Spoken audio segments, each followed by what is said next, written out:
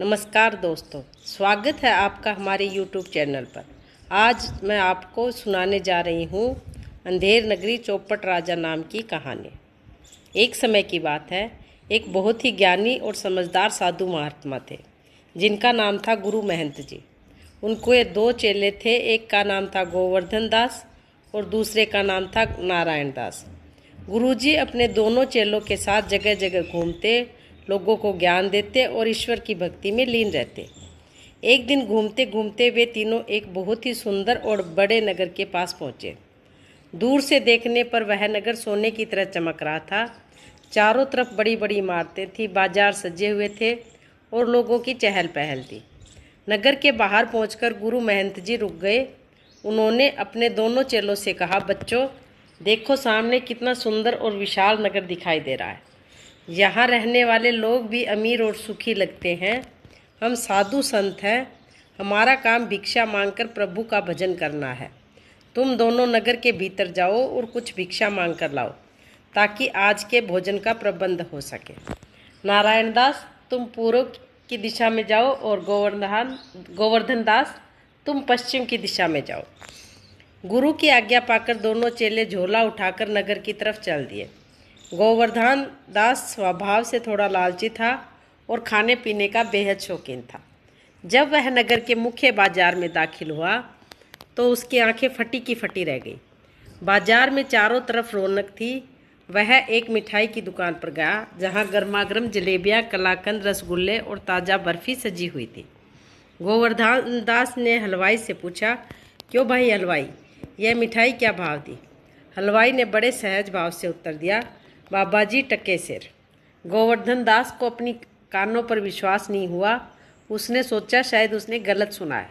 उसने फिर पूछा, और यह समोसे और कचौड़ी? हलवाई बोला, सब टके सिर महाराज, इस नगरी में सब कुछ टके सिर मिलता है। गोवर्धन दास हैरान होकर आगे बढ़ा। वह एक सब्जी वाले के पास गया और पूछा, भाजी क्या भाव है भाई?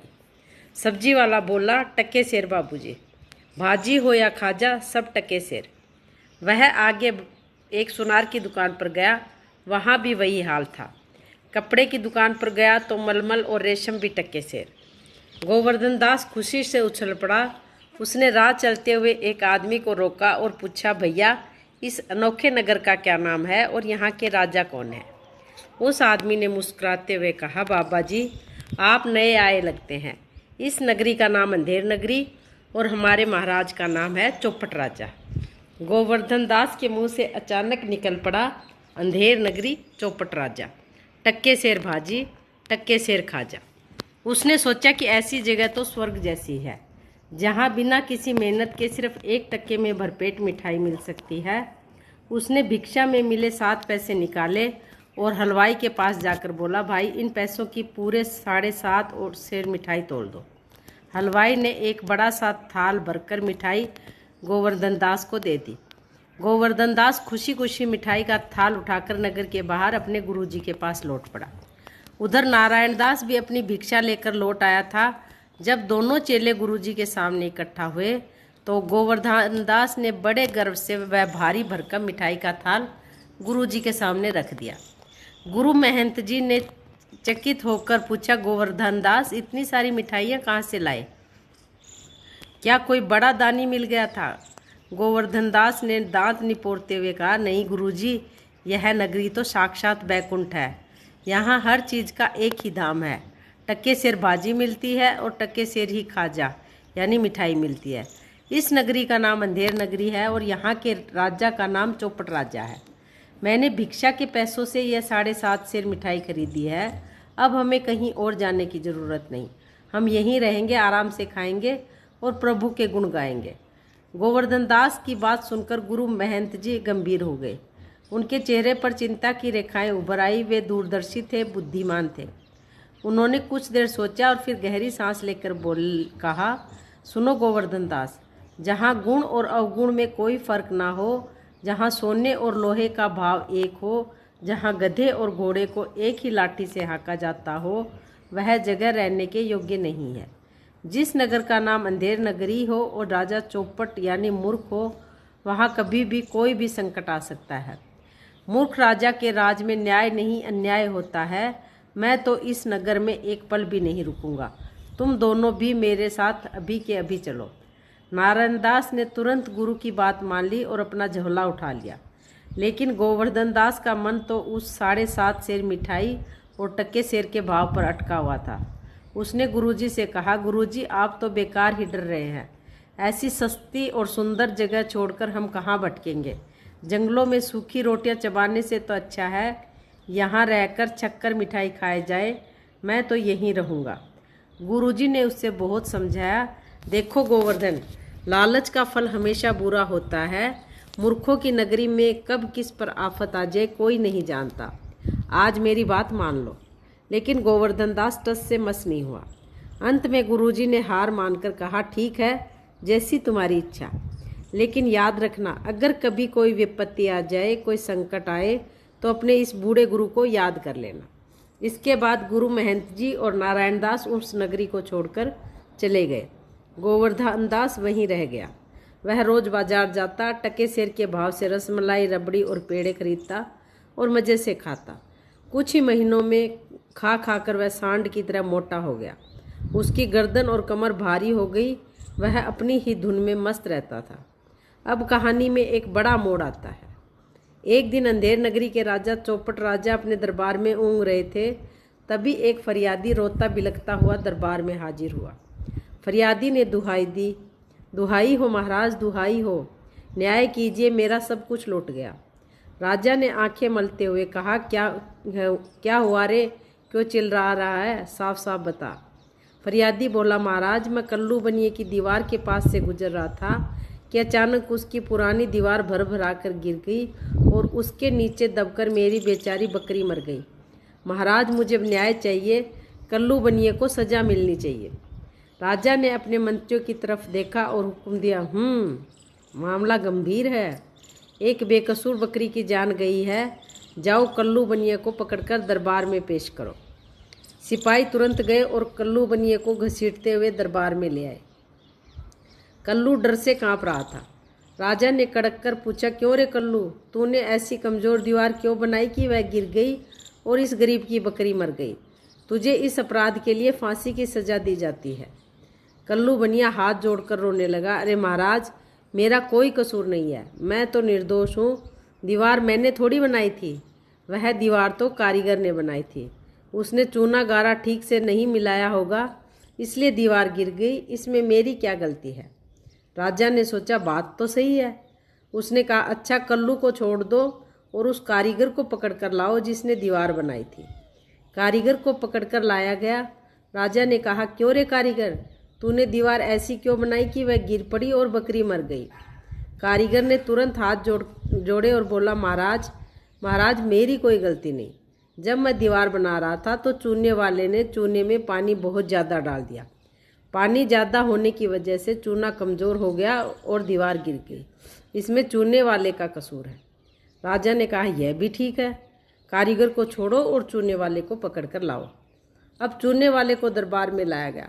उसने आते ही पैर पकड़ लिए, अन्नदाता मेरी कोई खता नहीं है, मैं तो ठीक से चूना बना रहा था, लेकिन जो भश्ती पानी लेकर आया था उसने मशक से इतना सारा पानी उंडेर लिया कि मैं क्या करता।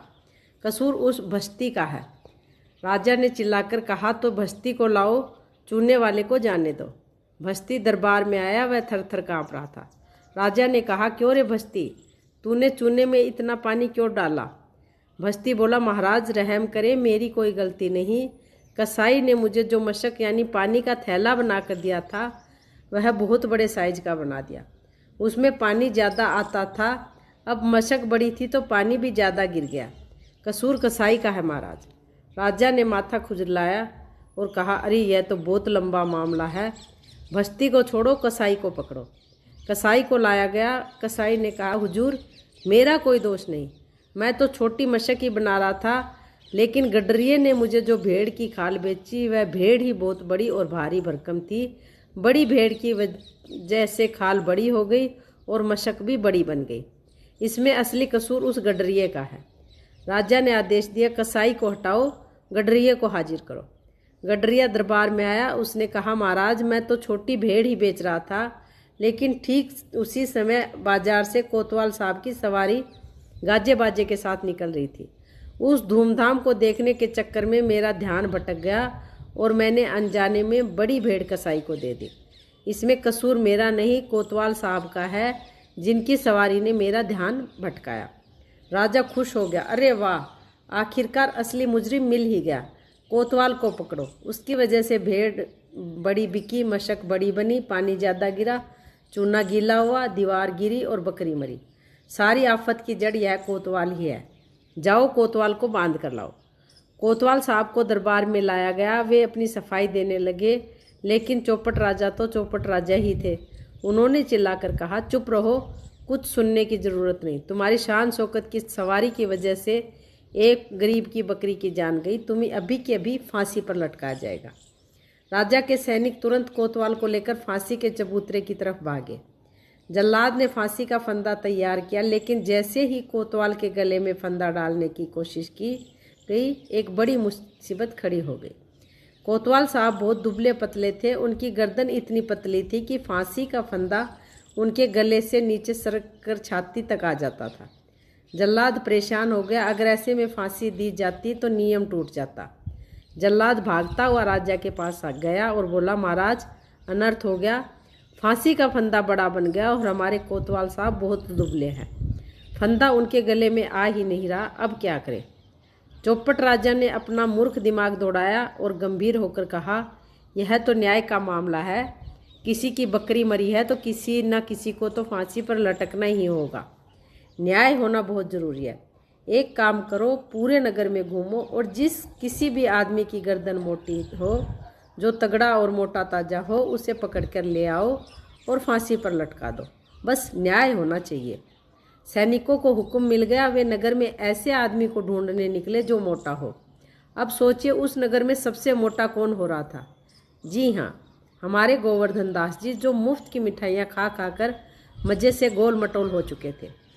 गोवर्धन दास उस समय एक दुकान के चबूतरे पर बैठकर मज़े से कुल्हड़ वाली रबड़ी खा रहे थे और गुनगुना रहे थे, अंधेर नगरी चौपट राजा, टक्के शेर भाजी, टक्के शेर खाजा।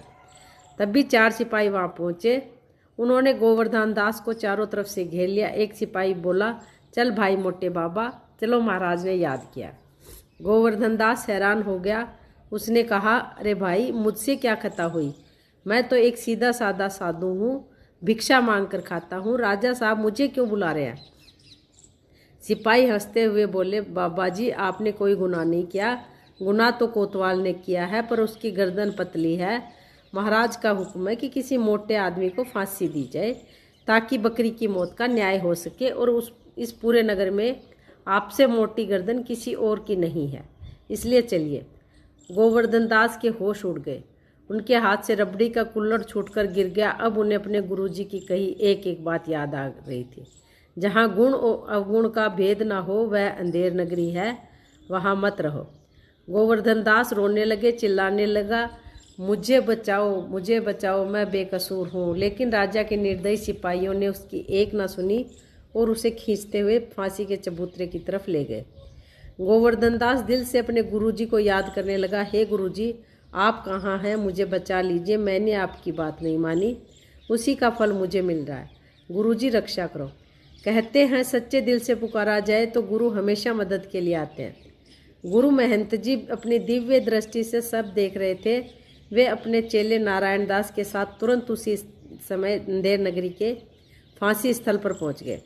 गोवर्धन दास ने जैसे ही अपने गुरुजी को देखा, वह उनके पैरों में गिर पड़ा और फूट फूट कर रोने लगा।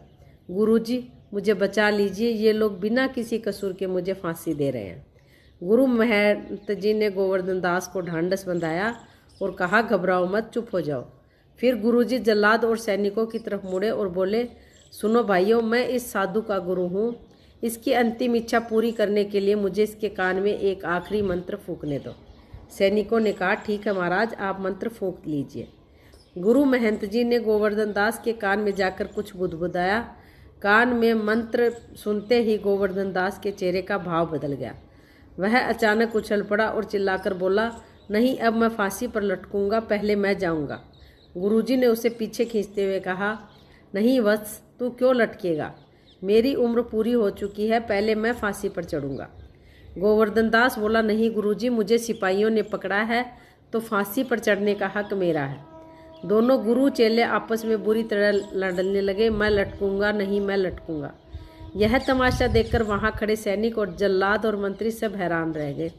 उन्होंने आज तक ऐसा कोई इंसान नहीं देखा जो फांसी पर चढ़ने के लिए इस तरह लड़ रहा हो।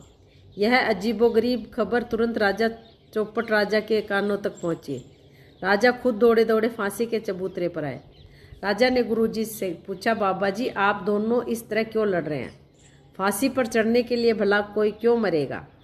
गुरु महंत जी ने हाथ जोड़कर बड़े रहस्यमय अंदाज में कहा, राजन, आप नहीं जानते, यह कोई साधारण समय नहीं है। इस समय ग्रहों और नक्षत्रों का एक ऐसा दुर्लभ और शुभ योग बना है जो हजारों सालों में एक बार आता है।